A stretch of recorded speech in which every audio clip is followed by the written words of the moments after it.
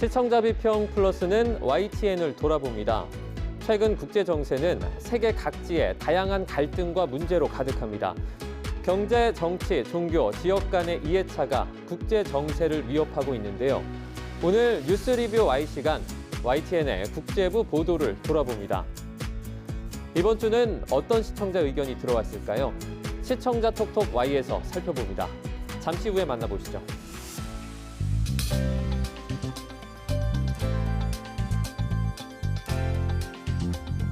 시청자 여러분 안녕하십니까? 정주영입니다.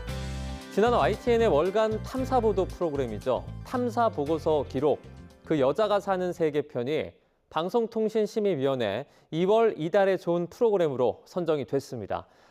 방심위는 희망을 꿈꾸는 여성 노숙인에 대한 관심과 지원이 절실한 상황을 알리는데 그 역할을 다했다며 이 부분을 높게 평가했는데요. 여기서 그치지 않고 앞으로 더욱 다양한 주제와 구성으로 YTN만의 탐사보도 프로그램을 갖고 나가겠습니다. 많은 기대 부탁드리면서 이번 주 시청자 비평 플러스 뉴스 리뷰 Y로 시작합니다.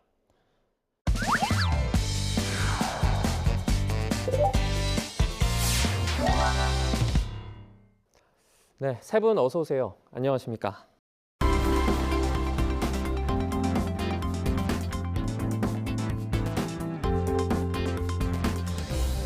뉴스 리뷰 Y 시작해봅니다. 먼저 김지연 시청자 평가원이 가져오신 오늘의 주제부터 들어봅니다. 국제부 보도는 속보성과 전문성, 정보 접근성과 물리적 접근성까지 좋은 보도를 위해 갖추어야 할 요건이 많은 까다로운 보도 영역인데요.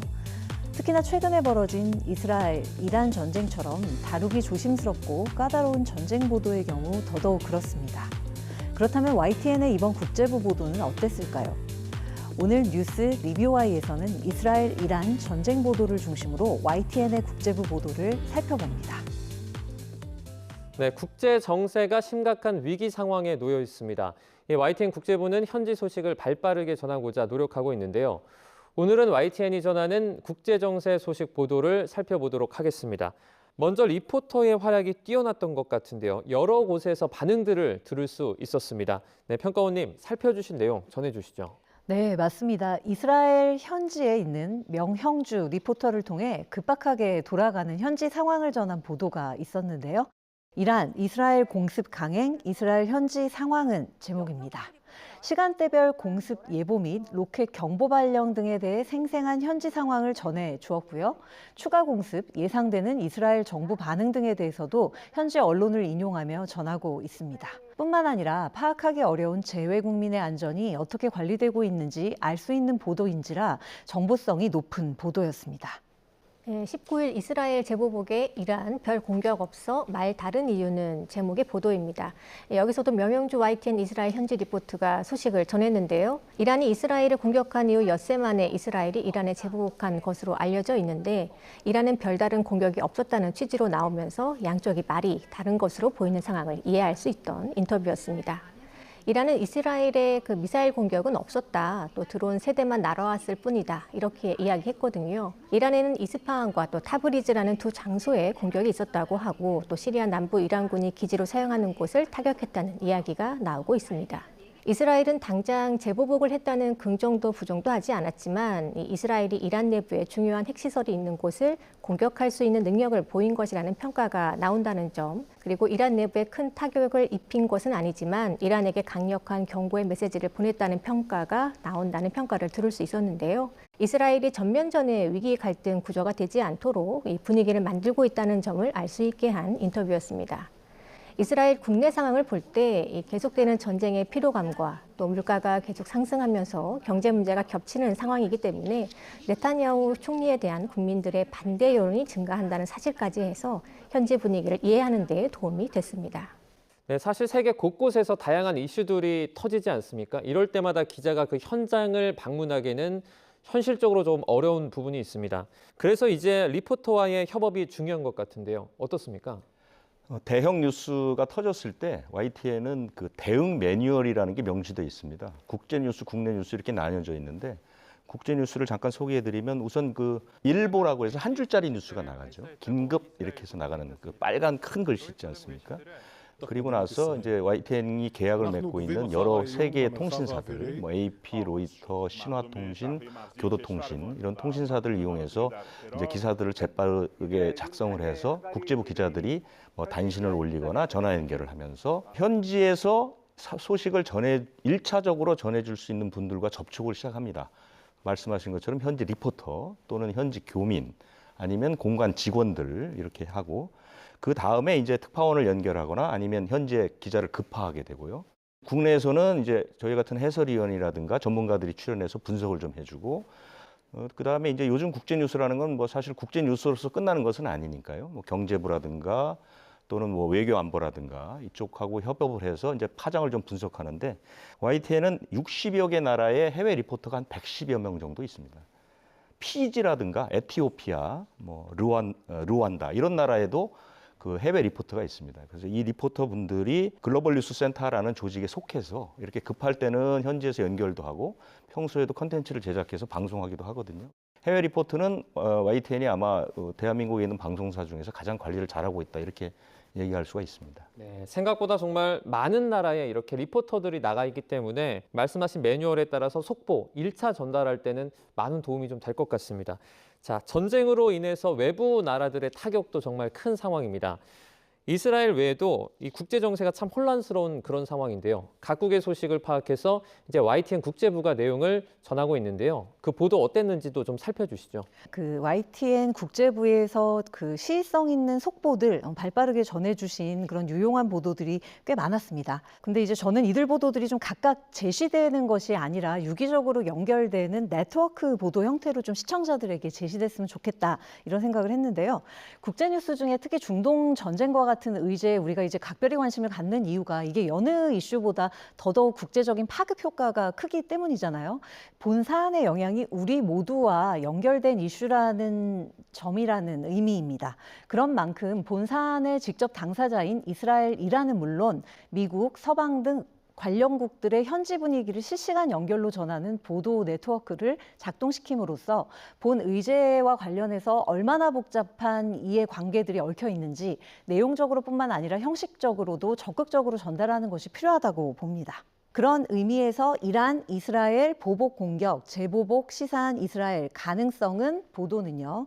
YTN 해설위원 논평과 현지 교민의 인터뷰를 실시간 연결하고 있다는 점에서 네트워크 보도 형식을 갖추고 있는데요. YTN의 해설위원은 최근 양국의 충돌 배경에 대해 시리아 주재 이란 영사관 공격과 같은 최근의 충돌뿐 아니라 1970년대 호메이니 정권의 출현 이후 경색되어 온 양국 관계에 이르기까지 거시적 배경에 대해 짚어주는가 하면 사태 진정에 중요한 키를 쥐고 있는 미국의 입장까지 복잡한 이해관계의 배경을 전하고 있습니다. 이에 반해 현지 교민과의 인터뷰는 당장 긴박하게 돌아가는 현지 상황과 관련된 중요 정보를 전하고 있는데요. 전문성과 현장성을 모두 요하는 본 사안을 교과적으로 전달한 보도를 하겠습니다. 조금 더 욕심을 내자면 현지 특파원이나 여타 관련국의 국제부 기자와의 추가 연결을 통해 본 사안을 좀 더 종합적으로 들여다보며 시청자에게 전달하는 것도 좋았겠다는 생각입니다. 이어서 그 4월 21일 미국 하원에서 우리 돈으로 130조 원 규모의 미국 안보 예산안이 통과됐다는 소식과 맞물려 생각해 볼 것도 많은 것 같습니다. 미 하원 우크라-이스라엘 지원안 가결 젤렌스키 감사 보도였는데요. 이 백악관에서 우크라이나 지원에 608억 달러 그리고 우리 돈으로 84조 원 규모의 지원안을 가결했습니다. 여기에 이스라엘 안보 지원안과 타이완의 안보 강화를 돕는 지원안도 통과했어요. 각각 206억 달러와 또 81억 달러 규모입니다. 조 바이든 대통령은 하원의 결정에 곧바로 성명을 냈습니다. 이번 하원의 결정이 이스라엘과 그 우크라이나에 결정적인 지원이 될 것이라고 말이죠. 미국은 전쟁 중인 우방국에 대한 안보 지원을 계속한다는 것을 내세울 수 있게 된 것인데다가 앞으로도 중동 지역에 지배력을 행사하겠다라는 입장을 전면적으로 드러내 보였다는 점이죠. 4월 21일 이스라엘 가자지구 이란 공습 중동 전훈 고조 대담에서 백승훈 한국외대 중동연구소 전임연구원을 지적했지만 이 이스라엘 팔레스타인 문제를 해결하기가 지금 안 좋은 구도로 가고 있는 것 같습니다. 며칠 전 유엔 안보리가 이 팔레스타인 유엔 정회국 가입안 결의안을 부결했지요. 미국은 거부했고요. 우리나라 같은 경우에는 찬성표를 던졌습니다.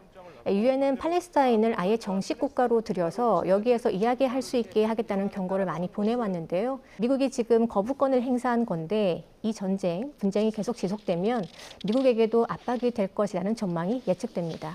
이란 무인기 미사일 100여 대 발사, 예루살렘 상공 폭발음 보도는요. 국제부 기자를 연결해 긴박하게 돌아가는 현지 상황을 전했습니다. 같은 시간대에 국제사회의 반응을 전한 보도도 있었는데요. 영국 등 국제사회 이란 공습 규탄 성명 잇따라 보도는 영국, 프랑스, 유럽연합 등이 이란을 규탄한다는 성명을 속속 발표하고 있다는 소식을 전했습니다. 위 보도들은 속보성이 높은 것은 장점이지만 AP통신, AFP통신, 이란 국영 텔레비전 등 외신 보도의 상당 부분 의존하고 있는 점은 다소 아쉽다 하겠습니다. 소위 전쟁이나 분쟁을 다루는 보도의 경우 물리적 접근뿐만 아니라 정보적 접근이 매우 제한적으로 허용된다는 점을 생각하면은 이런 보도 형식은 전쟁 보도의 근원적 한계라고 보입니다. 그럼에도 불구하고 직접 취재의 범위를 넓히는 등의 노력도 필요하다고 봅니다. 4월 14일 보도입니다. 이스라엘 강경 대응 예고 전면전 확산 전망은 에서는 이 성일광 고려대 중동이슬람센터 연구위원과의 대담이 있었습니다. 미국이 대선을 앞둔 상황이니까 이 미국은 선거에 유리하도록 이 상황을 끌고 갈 가능성이 높다는 점을 알린 대담이었는데요. 이 바이든 대통령이 제대로 방어를 못했다고 하면 이 트럼프 쪽에서 외교력 실패로 규정하고 공격해 올 수 있기 때문에 바이든은 최대한 확전을 막고 또 이스라엘을 방어하기 위한 태도를 보일 수밖에 없다는 점입니다. 이스라엘 네타냐후 총리의 입장에서는 이렇게 공격을 받았으니 미국이 중동 상황에서 발을 쉽게 못 빼게 잡아둘 수 있고 또 국내 정치 효과도 있으니까 이 상황이 금방 끝날 것은 아닌 것 같다고 예견했는데요. 국제 정세를 살핀 내용을 확인할 수 있었습니다. 이제 이란과 이스라엘 실제로 서로의 본토를 공격하면서 확전 여부에 초점을 맞춰 저희가 속보를 전한 기억도 있습니다. 이란과 이스라엘의 충돌이 이제 경제 불안으로까지 커지고 있으면서 YTN 국제부에서 세계 각국의 경제 전망까지 함께 살피고 있는데요. 보도는 어땠습니까? 이 이스라엘이 이란에 보복 공격을 했다고 하는데 가장 우려스러운 부분이 5차 중동 전쟁이 오지 않을까 하는 것이거든요. 이 확전 가능성에 대해 계속 신경 쓰고 있는 부분인 것이죠. 이 전쟁이 확대되면 달러 환율이라든지 국제 유가가 급등하는 등 경제 여파가 우려되는 것이 사실입니다. 4월 15일이었죠. 이란, 이스라엘 사태, 우리 경제에 미칠 영향은에서는 김선희 YTN 해설위원과 또 석병훈 이화여대 경제학과 교수와의 대담이 있었고요. 또 중동 위기 고조의 유가 불안, 글로벌 경제 긴장감은에서는 이인철 참 좋은 경제연구소장과 대담이 있었습니다. 이 정철진 경제평론가와의 대담도 있었는데요. 이스라엘, 이란 본토 공격, 환율, 유가, 증시, 노동이었죠. 이스라엘과 이란 충돌을 두고 이 군사적, 정치적으로 분석했던 내용은 많지만 오일 쇼크와 같은 우리 경제에 미치는 영향을 점검하고 또 정부 정책에 대한 전망과 재현을 기대해 보게 하는 대담이 있어 눈길을 끌었습니다. 이란과 이스라엘 모두 무역에서 큰 비중을 차지하는 나라인데요. 유가가 오르면 세계 생산량하고 또 물가 상승률이 동반 상승하죠. 다행히도 확정 가능성이 줄어들면서 이 오버슈팅을 하거나 오버다운 슈팅은 나오지 않았다는 것이 이 전문가의 진단이었는데요.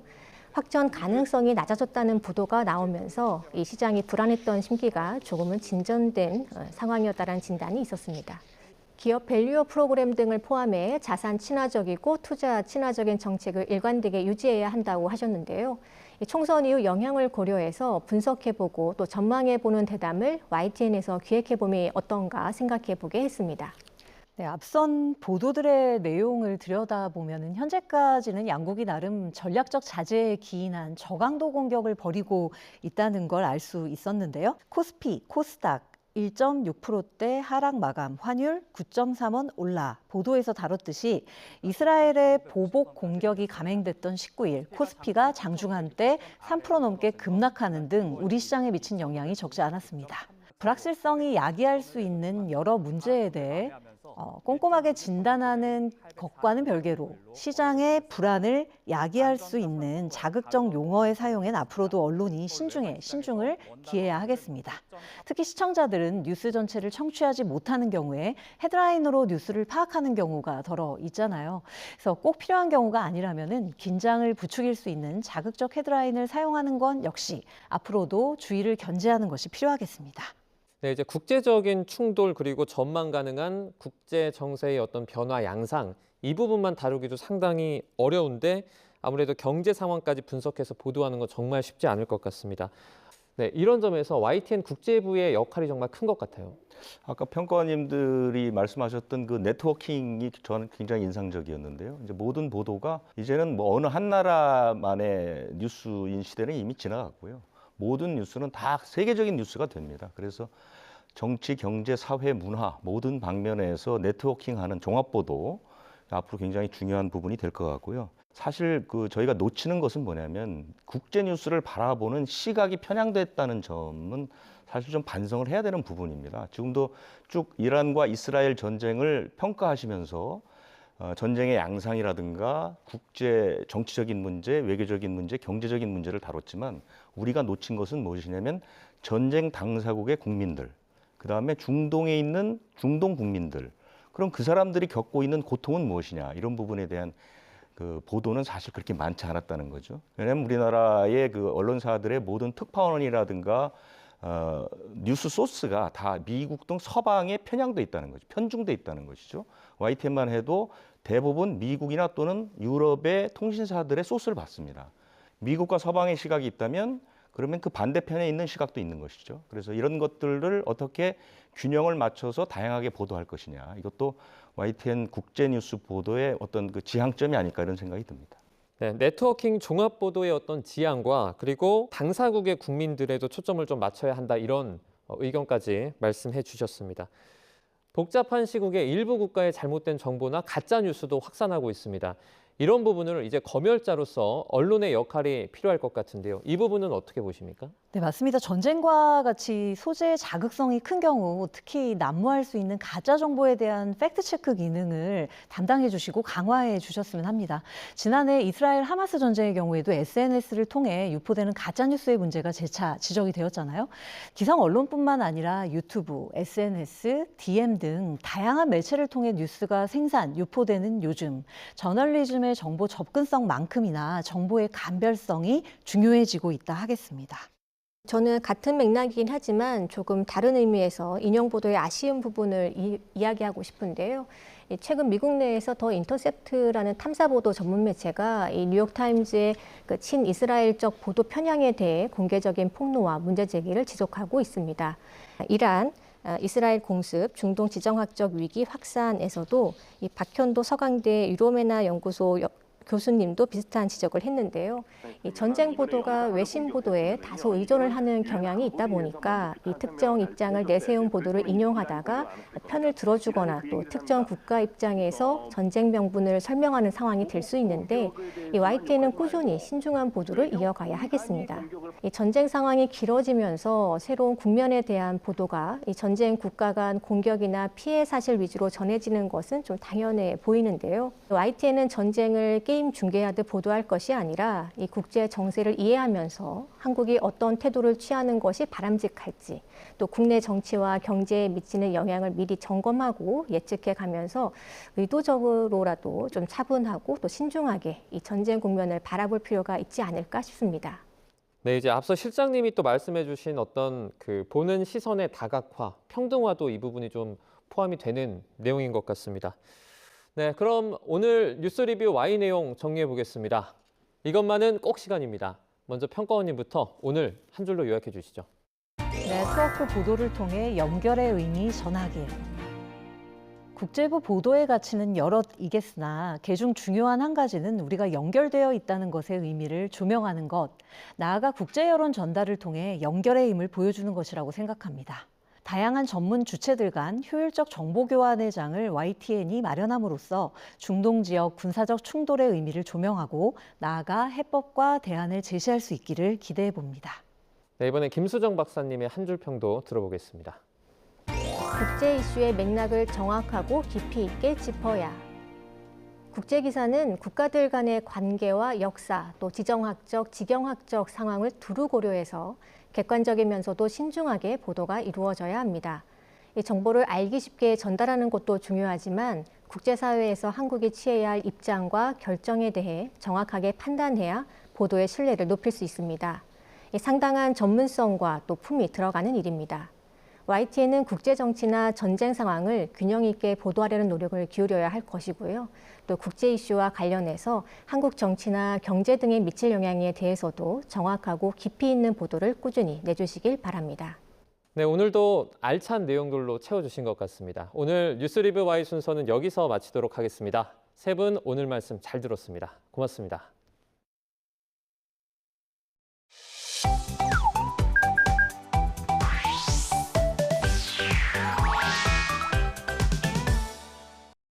YTN을 향한 시청자 의견이라면 모두 귀 기울여 듣고 답하는 시청자 톡톡 Y 시간입니다. 오늘 주목한 시청자 의견을 AI 앵커 Y구가 소개해드립니다. 지금 바로 만나보시죠. 안녕하세요. AI 앵커 Y구입니다. 오늘의 첫 번째 주제는 차량 화재에 대한 시청자 의견을 들어봤습니다. 자세한 내용 지금 바로 보시죠.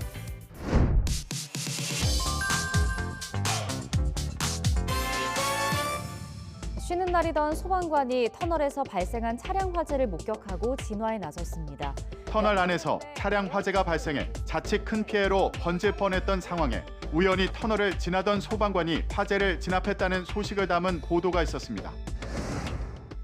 네, 터널 한가운데 멈춰선 차량 위로 불길이 치솟고요. 주변은 검은 연기로 가득합니다. 이때 검은색 옷을 입은 남성이 머뭇거림 없이 터널 옥내 소화전이 있는 곳으로 뛰어오릅니다. 이렇게 소방호스를 꺼내든 남성, 곧바로 불이 난 차량으로 뛰어가서 물을 뿌립니다. 화면에 보이는 남성의 도움으로 불과 4분 만에 불은 꺼졌는데요. 신고를 받은 소방대가 도착하기도 전이었습니다.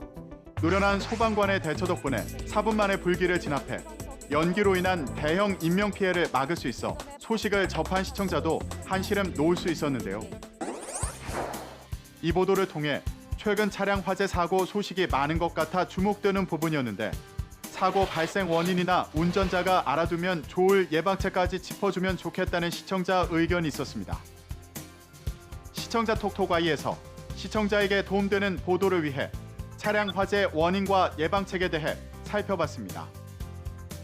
차량 화재 관련해 소방청은 봄철 차량 이동량이 증가함에 따라 관련 화재도 늘고 있다며 주의를 당부했습니다. 소방청에 따르면 최근 2021년부터 2023년까지 3년간 내연기관 차량 화재는 총 1933건인데요. 이 화재로 79명이 숨지고 430명이 부상을 입었습니다. 특히 화재 건수와 사망자는 해마다 증가하는 추세라고 하는데요. 내연기관 차량 화재 원인은 기계적 요인이 3,630건으로 가장 많았고 다음으로 전기 이용자 부주의가 뒤를 이었습니다. 장소별로는 일반 도로가 5,266건으로 제일 많았는데요. 이어 고속도로, 주차장 순으로 화재가 잦고 이외에도 터널 등이 있었습니다. 터널에서 불이 나면 대형 사고로 번질 수 있어 신속한 초기 대응이 무엇보다 중요한데요. 차량에 화재가 발생하면 엔진을 끄고 대피를 최우선으로 하되 진압 가능한 정도의 화재라면 터널 내 소화전으로 진압하는 것도 피해를 줄이는 방법 중 하나입니다. 예방 방법으로는 장거리 운행 전 엔진 오일 등을 확인해 차량 상태를 점검하는 것이 중요한데요. 또한 가스, 손 소독제, 라이터 등 화재 위험이 있는 물질을 장시간 차량 내에 비치하는 건 위험할 수 있으니 각별히 유의해야 하며 주유소 내 흡연 금지, 차량용 소화기 비치 등의 안전수칙을 준수해야 합니다. 다음으로 시청자 톡톡와의 두 번째 주제는 불법 도박에 대한 시청자 의견을 들어봤습니다. 어떤 내용을 담고 있는지 이어서 확인해 보시죠.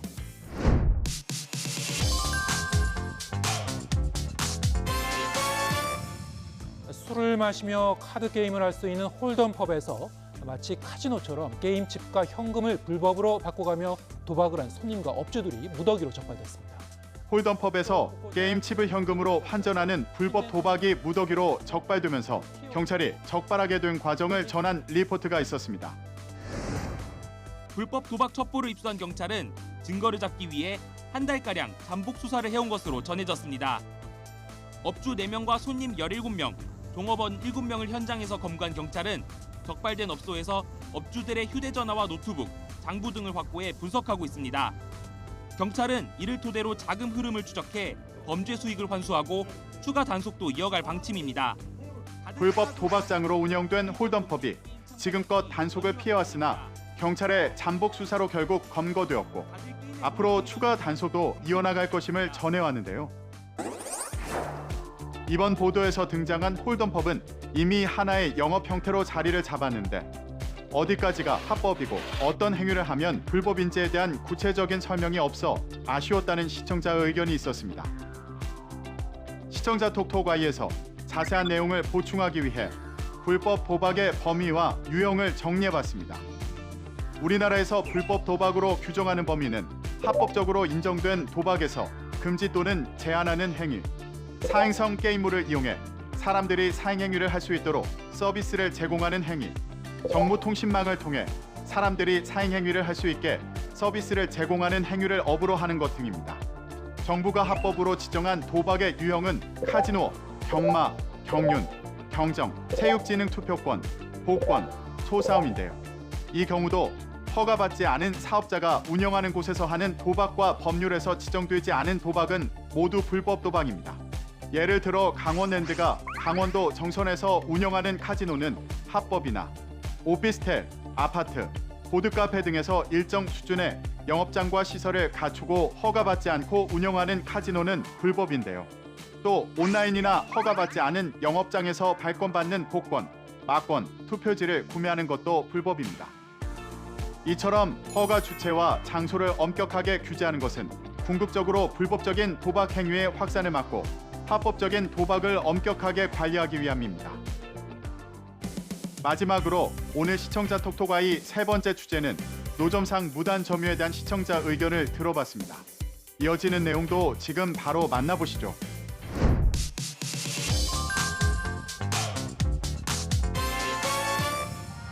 서울 제기동 경동시장 일대 노점 수백 곳을 대상으로 강제 철거가 진행되며 곳곳에서 충돌이 이어지고 있습니다. 오랜 기간 장사를 이어온 노점이 강제 철거로 인해 노점 상인과 구청 간의 갈등 상황을 전한 리포트가 있었습니다. 이미혜진 기자입니다. 서울 청량리역 근처에 있는 경동시장. 인도를 경계로 상가와 노점이 줄지어 있습니다. 이곳에서 50년 가까이 채소를 팔며 두 자식을 키운 박희임 씨는 요즘 노점 철거 걱정에 밤잠을 설치기 일쑤입니다. 아침에 나오면은 이런 우산이 제대로 있나, 물건이 제대로 있나, 그거부터 보는 거야. 뭔 대책도 없이 이렇게 스스로 노점을 다 없앤다고 하니까 우리는 막막한 거예요, 솔직히 말해서. 철거 대상이 된 노점 상인과 구청 관계자, 그리고 민주노점상 전국 연합까지 다양한 의견을 가진 사람들의 인터뷰를 통해 상황을 구체적으로 전하면서 갈등의 쟁점에 대해 생각해 볼 수 있었는데요. 노점의 철거를 반대하는 목소리와 철거를 진행하는 구청의 목소리를 전했는데 보도에서 대안으로 거론된 도로 점용 허가제 내용이 무엇인지 궁금했다는 시청자의 의견이 있었습니다. 궁금함이 남지 않는 보도를 위해 시청자 톡톡아이에서 도로 점용 허가제에 대해서 자세히 알아봤습니다. 노점상 관리 제도인 도로 전용 허가제가 만들어진 건 지난 2018년입니다. 단속 대상이었던 노점을 서울시가 만든 가이드라인에 따라 영업하면 허가를 내주겠다는 취지로 만들어졌습니다. 거리 가게 운영자는 도로 점용 허가 신청을 통해 도로 점용 허가증을 받아야 하고 직접 운영해야 합니다. 도로 점용 허가를 받고 가게 권리나 의무를 타인에게 전매 전대하거나 담보로 제공하면 안 되고 법률상 팔아선 안 될 물건을 판매하거나 유통하는 것도 금지됩니다. 거리 가게를 운영하면 도로 점용료를 내야 하는데요. 허가받은 면적을 초과해서 점용한 경우엔 과태료를 부과 징수하고 거리 가게 운영자는 1년에 한 번 이상 거리 가게 준수 사항 등에 대한 교육을 들어야 합니다. 설치 기준은 서울시 가로설계 관리 매뉴얼에 따라야 하는데 최소 유효보도 폭이점 5m 이상의 보도에 설치가 가능합니다. 버스, 택시 대기 공간의 양끝 지점으로부터 2m, 지하철 지하상가 출입구, 횡단보도 등으로부터 2.5m 이상 간격이 필요한데요. 최대 점용 면적은 가로 3m, 세로 2.5m 이하로 해야 하고 판매되는 보도의 고정해서는 안 됩니다. 또한 바퀴를 달거나 보도와 8cm 이상의 간격을 더 이동할 수 있어야 합니다. YTN 방송의 부족한 부분을 채우는 시청자 톡톡 Y 시간. 다음 주도 다양한 시청자 의견과 함께 돌아오겠습니다.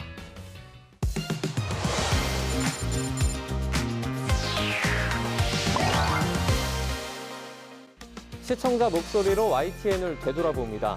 방송에 대한 여러 의견들 SNS와 홈페이지를 통해 남겨주시고요. 시청자 비평 플러스는 다음 주 더 새로운 의견으로 돌아오겠습니다. 시청해주신 여러분 고맙습니다.